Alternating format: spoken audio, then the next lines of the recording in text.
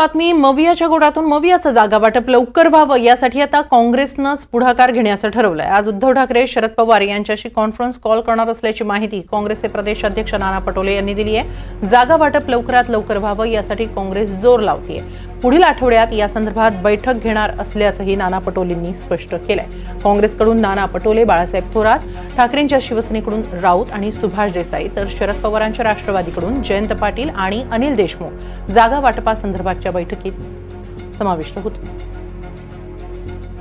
आता लवकरच पुढच्या महिन्यामध्ये जागा वाटपाच्या बद्दलचं आमचं कामकाज सुरू होईल। आता समित्या आमच्या झालेल्या आहेत आणि या सप्टेंबर महिन्यामध्येच जागा वाटपाचा निर्णय पूर्ण होईल। महाविकास आघाडी नेत्यांची चर्चा झाली।